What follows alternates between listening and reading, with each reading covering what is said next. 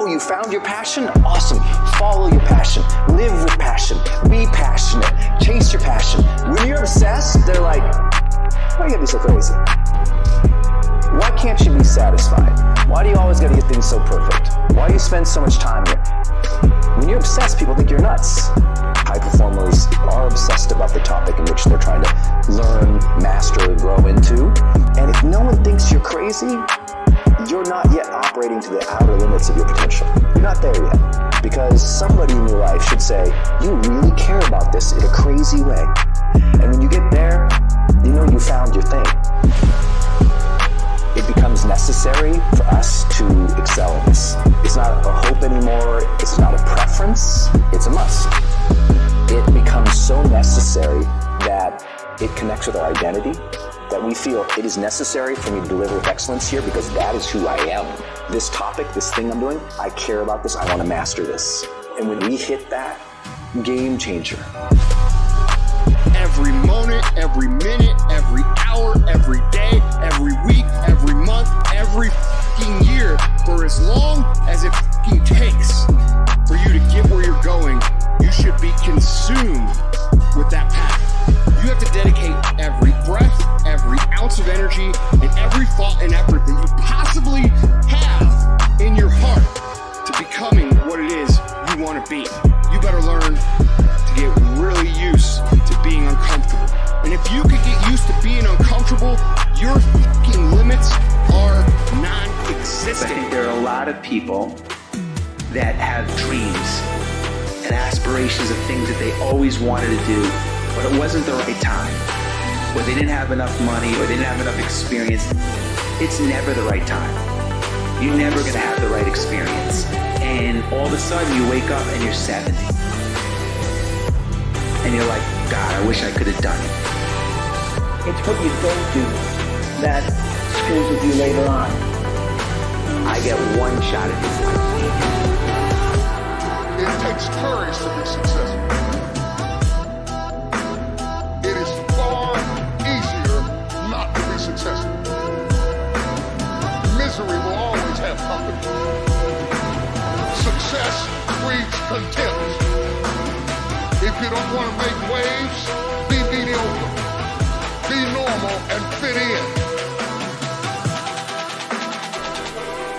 See, life is 10% what happens to you. It's 90% what you do about it. You get a setback. You get thrown off course. You lost your mama. That's dirt. But show me something that has grown into something beautiful that didn't have no dirt on it. You need dirt on you to develop these because dirt ain't just dirt. Dirt is fertilizer. Fit in with everybody else. Dress like them, walk like them, act like them, eat like them, go where they go, think like they think, do what they do. And once you neutralize your uniqueness, you don't need courage. It takes courage to be different. It takes courage to go where you've never gone before. For some of you, it took courage to come to this conference. It takes courage to get you outside of the bar. It takes courage to be successful. It takes courage to win. People don't talk about people that don't win. If you win, they're going to talk about you. It's like a magic of the time. These Patience and engage in consistent action.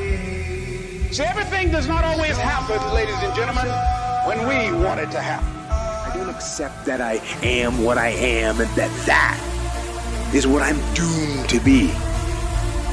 No, I don't accept that. I'm fighting.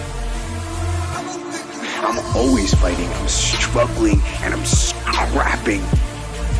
And I'm kicking and clawing at those weaknesses to change them, to stop them.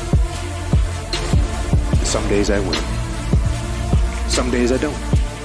But each and every day, I get back up and I move forward with my fists clenched toward the battle, toward the struggle. And I fight with everything I've got to overcome those weaknesses and those shortfalls and those flaws. As I strive to be just a little bit better today than I was yesterday. There's no longer any room for excuses. Excuses are tools of being confident, used to build bridges to nowhere and monuments of nothingness. Well, we've got no time for excuses. Nobody is going to give you anything that you have not earned. Nobody cares how tough your upbringing was. You have no college training. You were labeled educable, mentally retarded. You failed twice in school. They put you back from the 5th grade into the 4th grade, and you failed in the 8th grade. You've never worked for a major corporation, and you are going to become independently wealthy. Right. They laugh. They're going to laugh at you. Did you see Power? Absolutely not. Did you see the Game of Thrones? Absolutely not. I'm trying to blow up. Many of you are not where you're supposed to be, not because you're not gifted. You have absolutely no discipline.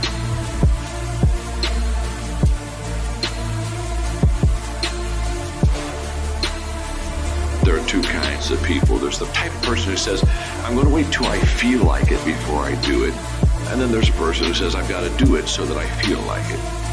One will never get anything done because they're still waiting to feel the moment to move. And the other person says, no, I need to move, and then I will begin to feel the moment. Courage is going from failure to failure without losing enthusiasm. It takes courage to act. Part of being hungry when you've been defeated, it takes courage to start over again. You have got to be relentless. You got to be the kind of person that you are fearless. You are unstoppable. The last chapter to your life has not been written yet, and it doesn't matter about what happened yesterday.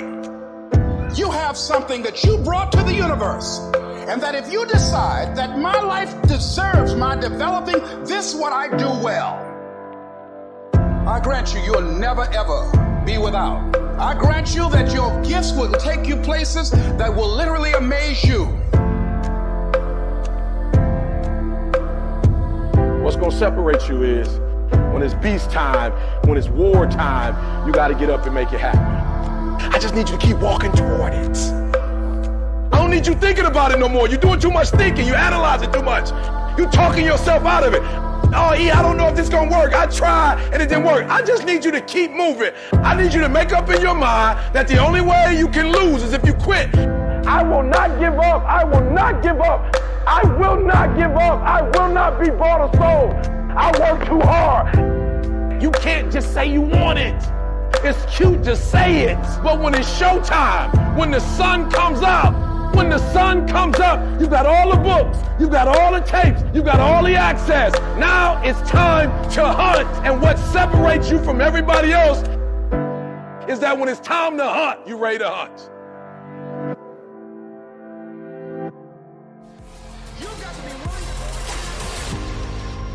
A person who thinks all the time has nothing to think about except thoughts. So, he loses touch with reality and lives in a world of illusions. By thoughts, I mean specifically chatter in the skull, perpetual and compulsive repetition of words, of reckoning and calculating. I'm not saying that thinking is bad. Like everything else, it's useful in moderation. A good servant, but a bad master. Most of us would have rather money than tangible wealth, and a great occasion is somehow spoiled for us unless photographed. And to read about it the next day in the newspaper is oddly more fun for us than the original event. This is a disaster. For as a result of confusing the real world of nature with mere signs, we are destroying nature. We are so tied up in our minds that we've lost our senses. Time to wake up. What is reality?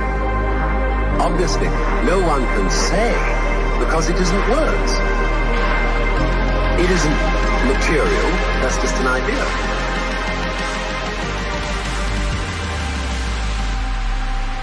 I'm not trying to put you down. It's an expression of you as you are. One must live. We need to survive, to go on. We must go on. Come on and love me. Come on and trust me. Come on and hold me like you do. What is up, everybody? Here we go. Tyler, how's it going? I see you're in chat. Hannah, what's up in chat? Oh, I didn't even set up my lap tools. AB is going to be in here and be so upset at me for that. He hates it when he can see that. And when AB's upset, people hear about it. All right. What are you talking about? Lab tools? There's a little thing at the top of the screen that says lap tools. Oh. It's like way up. Yeah. Anyways, guys.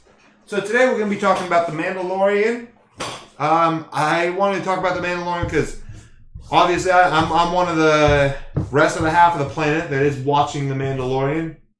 And my mother's watching The Mandalorian as well. We watched the last 2 episodes together just to kind of brush up on this stuff going on. Let's talk right now about the state of play. Let's talk about the first 3 episodes of The Mandalorian. By the way, you might be asking yourself, what is this stuff? If you were here in yesterday's episode, we made and finished the Skittles vodka. This is what was left of said Skittles vodka. We call this Slurm. And what Slurm is it looks like the stuff that Luke Skywalker milked out of that creature on the planet. So we're going to try some of this alien milk. And like we said, we'll take 1 shot of Slurm. It's the dregs. God, it's horrible. It's the dregs of the leftovers. She's already dying over here because of it. Yeah, I don't want to. I want the pink one. Okay, so she'll have the pink Slurm. I'm going to do the green Slurm. But anyways, let's talk about the first through 3rd episode. What do you think, Mom? What did you think about the 1st, 2nd, and 3rd episodes of The Mandalorian? Pleasantly surprised. I was glad that they were finally listening, that we needed something new and different in the Star Wars universe. Getting tired of seeing the same old thing over and over and over again with maybe some different characters, but the overarching theme has always been the same. Was there a Death Star? No. There was no Death Star. It's crazy. Was there a fight on some kind of rampy thing in front of nothing? Nothing. Over this big old abyss? No. I haven't seen a single green laser fighting a red laser and some TIE fighters and spaceships yet. It's amazing. Well, not in the one. We did see a TIE fighter in the last one, but green and red lasers though. Oh, but not that. Nothing. So sickening. It was very nice to see, and I was super excited. I just thought it was nice. It looked like they were starting a new story arc. What did you remember most of the first 3 episodes that really stuck with you? You know, I'm still really impressed with at the end of the 3rd episodes where all the Mandalorians came together. It is the way. That's cool. And how they came in and kind of swooped in to help Mando. And I wasn't expecting it. And earlier on, it kind of alluded that he might be on his own. And then they all came together and fought it out so that he can get out of there. And that is still right now when I even think of that scene, the hair in the back of your neck stands up because that was cool.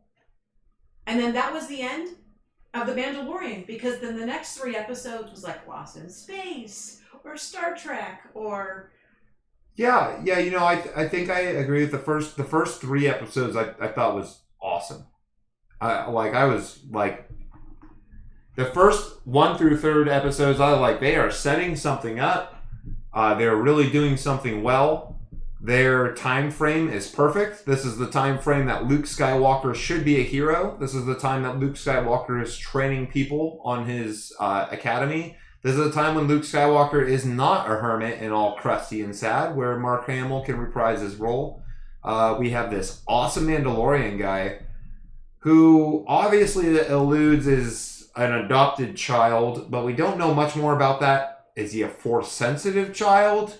Who is this child? We aren't sure yet. And I'm sure there'll be a nice twist on that. So that was kind of cool. And then we have, obviously, Baby Yoda. Which, might I add, if you can get any toys right now that are labeled The Child or Baby Yoda, those will be priceless toys. When Baby Yoda is named, he won't ever be called Baby Yoda again. He'll be called by that name. So keep on the lookout for that. Watching him make his armor, watching how he kind of went and did his bounties, but not only collected it, but went back and turned it back into base and upgraded his suits. It was cool. It was super cool, right? And then there was a purpose, right? He did his job. He turned in the Baby Yoda. And then when he gets... it's to support the foundlings. It's right? all about the foundlings. And then he does his thing, and then he has the moral choice, right? I'm going to go back and does this. But after said moral choice, I'm going to let the cat out. You go and let the cat out.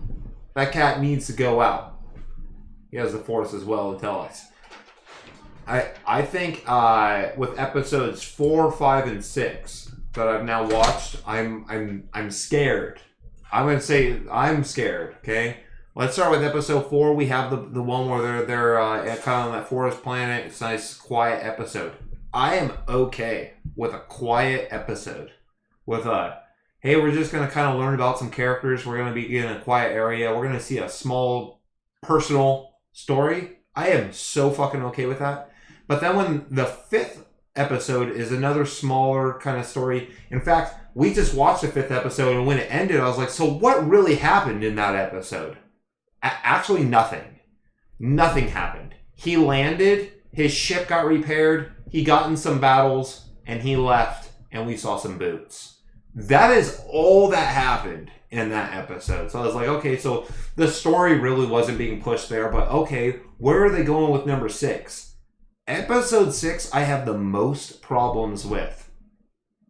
Wasn't a cool episode? Sure. I mean, you want to look at a shiny egg? Yeah, it's a shiny egg. But let's look at the real particularities.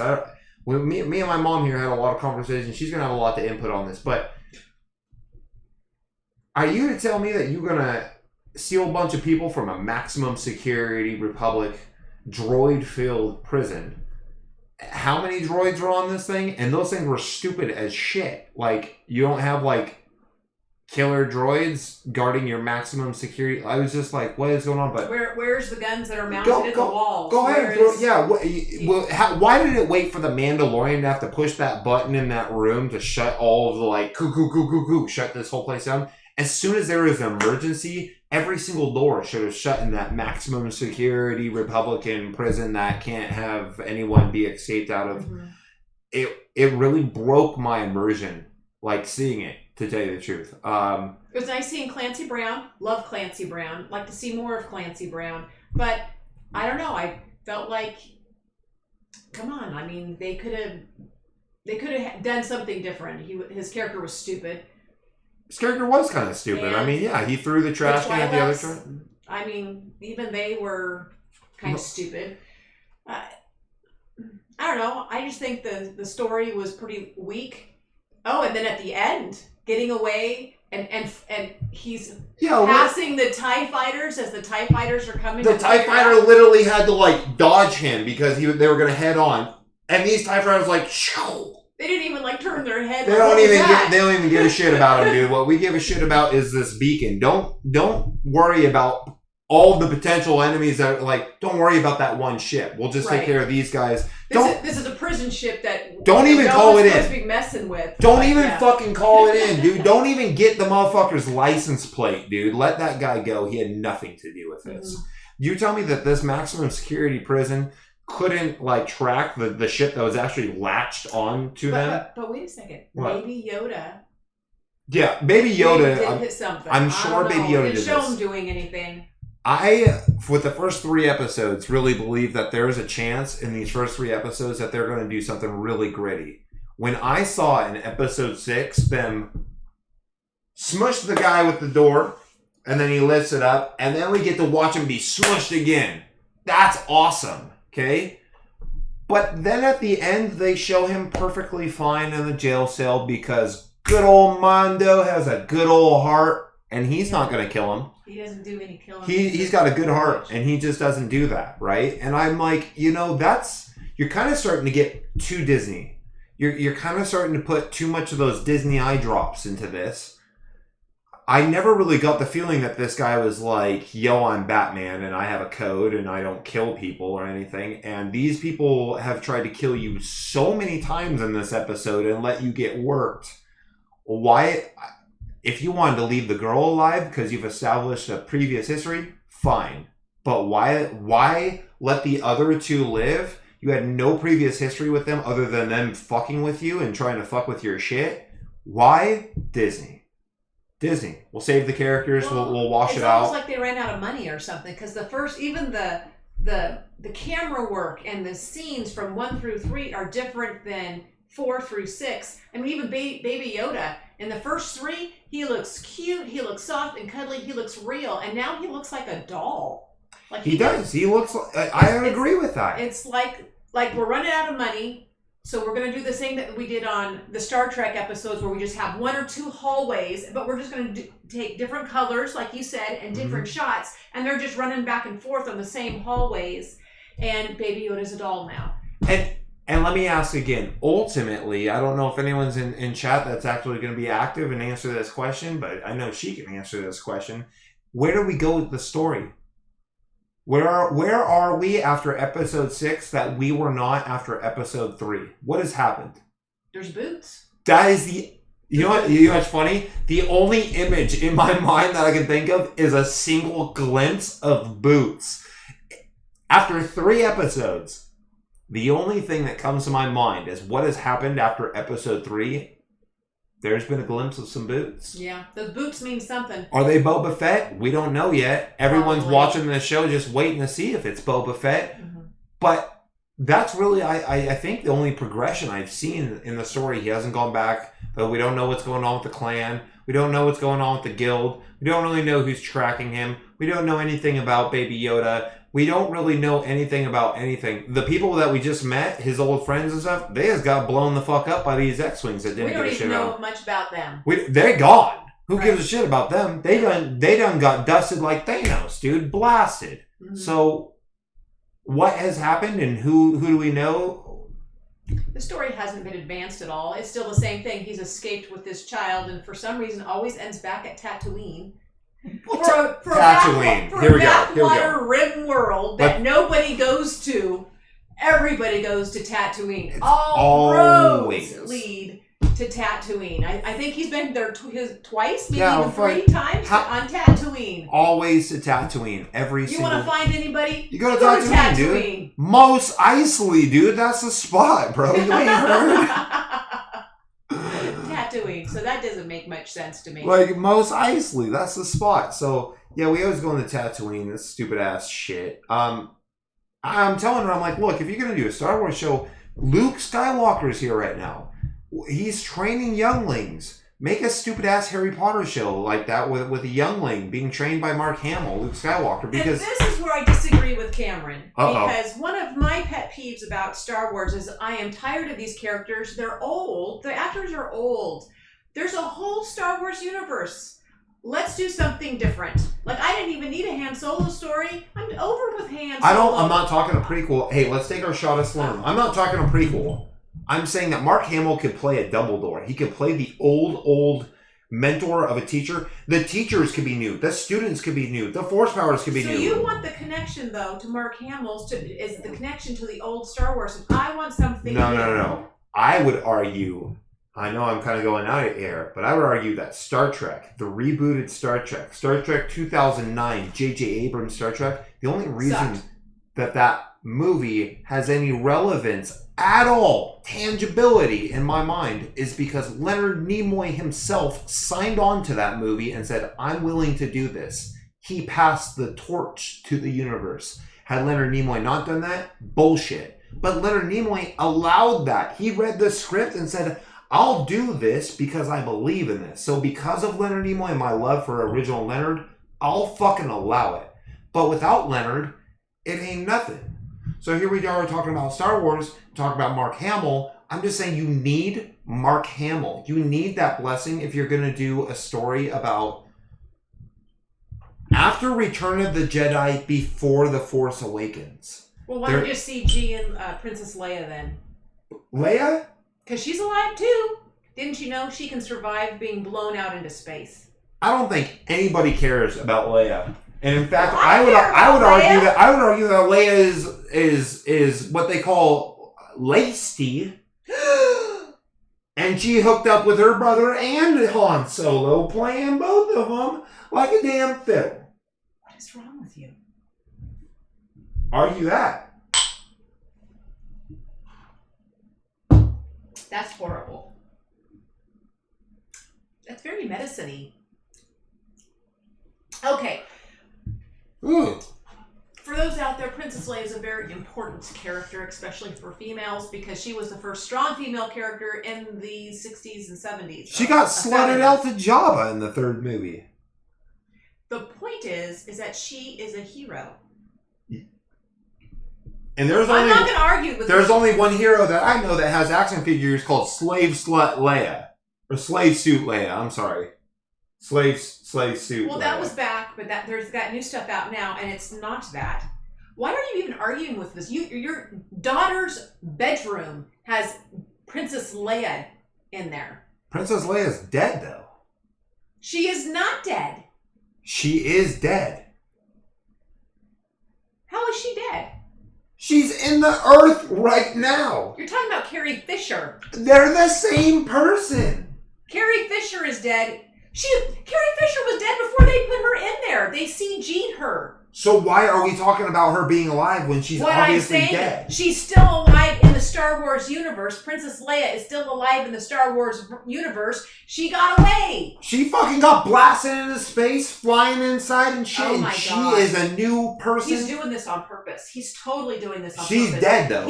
She's dead, though. Anyone out there, hey. Is not dead. Princess Leia's fucking dead and in the earth. If anyone needs to know right now, she is straight They dead. got away. They had a fucking because funeral. Mark There was Hamill fucking came and had a Force Ghost fight. a plate of oh fucking my carrots God. and crackers, and people cried. She was gone. Okay. Jesus Christ. All right. So.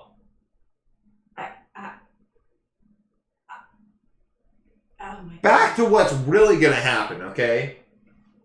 We were talking about the Mandalorian. Where is the story gonna go? Obviously, we're not gonna see Leia in this universe. If we ain't seeing Luke Skywalker in this universe, we're fucking not seeing no Princess ass Leia. She in the Earth. Huh? She's in the Earth. And she can't say anything because she. Perhaps though there are other. If you think about. If you're gonna the tell me last that they Star clone Wars, Leia, if you're what gonna about what about the other characters? What about Finn or somebody like that? Finn? Could be. I'm just saying one of the other supporting characters. I saw Finn have a lightsaber slice straight up his back, and then in the next movie he's in a bubble suit like he's fine. Okay? That is not the Jedi way. A lightsaber slice up the spine is typically a kill move. I'm pretty sure you're just arguing to argue right now. No, would you not agree that Finn got sliced like I think we are actually talking about two different things. You're talking about how you want some of the characters from Star Wars because they still exist in that universe, and you think that they need to bring Finn is them a in baby there. at this time. But Finn is a baby at what I'm talking about is post Return of the Jedi. That means where Luke Skywalker's sitting there in Endor, all the Wookiees getting drunk and the little Ewoks jumping around, jacking them off, and you got the ghosts over there sitting there like, yeah, boy, you done did it. Right after that party, woken up, hung the fuck over, okay? You have Luke Skywalker who's like, well, okay, well, that's done. What do I got to do now? Get a job at McDonald's? What do I do, okay? And then you have Princess Leia, who's dead, might I add, and you could have Finn. You're like, well, what about Finn? Finn's like... Princess Leia's not dead. I don't know how to get that through to you. She is not dead in this timeline. But that doesn't even matter because we're talking about the Mandalorian and you're trying to find relevance in the Mandalorian because the last 3 episodes were so different. It was like 2 different things. It was like episode 1 through 3 was the Mandalorian and episode 4 through 6 was Lost in Space with the Mandalorian and a Yoda doll. Did anyone else think it was cheesy that guy was all like, I'm either bringing you in cold or I'm bringing in more. Like the same words that the Mandalorian's already said like multiple times in the show, which was actually cool and established as cool, but then they just made it instantly not cool. What's up, girl? You want to come take a shot on stream? Come take a shot, girl. Bring that bottle in. No? Yeah. Yeah, bring the bottle in. Yeah. All right. She's like, all right, we got company over here tonight. So, they all about to walk off. So, what do you guys? Hey, AB. Call me. What does that mean? Call me. Someone did a clip. Have you guys seen The Mandalorian? Or are we alone? What are you guys thinking about that show? What are your thoughts? Let's see what it says here. Yeah, let's see. It says, "What's a Mandalorian?" Oh well. Yes. If you haven't seen it, then If you haven't seen it, I don't know why you're in the episode about the Mandalorian. But the episode about the Mandalorian is everything that we just been talking about. Star Wars. I'm looking forward to more episodes just to see what they're going to do with it. Oh, will I be there? Totally. But you know, I'm even going to say that Here 4 goes. through 6. Here goes. So 1 through 3, you know how they had the artwork after the beginning and after the episode, like just real artwork that's just beautiful. I'd love to have that like cover art kind of thing. I would even say the artwork for 4 through 6 was not as good as the first 3. It almost feels like they don't know what to do now. The 1 through 3 set something up, and then they were like, okay, now what? Well, I guess we're just going to go Put them on spin our wheels Tatooine. and like, oh, let's just really quickly put out some artwork because it's just the style and the quality. The quality is different. Put them on some speeder bikes. They'll love it. Make them sound just like the Return of the Jedi ones. They'll love it. The fuck happened in that thing? We learned sign language with like what the hell is this? Some bullshit. And so I just see that nobody else has anything to say about the Mandalorian. That's it. That's it. It could be it, guys. And if there's nothing else to say about the Mandalorian other than the first 3 episodes are stellar, the middle 3 episodes Our filler. Yeah, I'm not going to say they're not stellar. Mm-hmm. Because, hey, I did see some cool stuff. I'm going to say it was cool when the guy was hiding around the corner and he had the little robot arm to shoot his little handgun out there. That was cool. I like that. This kind of thing gets my rocks off. But other than that, the guy was stupid. yeah, I mean, other than that, his character, like, was so underused. Yeah. And the fact that... Oh, Lida's going to come, though. Oh, girl. We're going to finish off with some Lida. How We're about going to finish off with some Lida. We're going to have some shots with some Lida. Come on, Lida. Hey. Hey, girl. Hey. Well, let me have some. Let me have some of this. So this Lida, she does nails. I did She the nails, party. honey. She the party. Oh, we got a drink here. So this is the end of the episode. Thank you guys for hanging around talking about the Mandalorian. This is my girl, and we go and toast it here. And have a good night, guys. Thank you.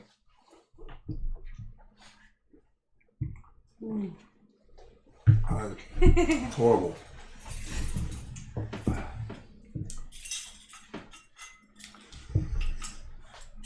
You got it? And now What I'm gonna the eat. hell? I don't know how to change it.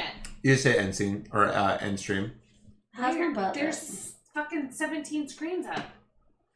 Oh, I'll go end it. Hey, by the way, next time Lida will be here, she's gonna teach us how to twerk. Oh yes. And then she's gonna. She's gonna teach us how to twerk. I can't. Here, Kim.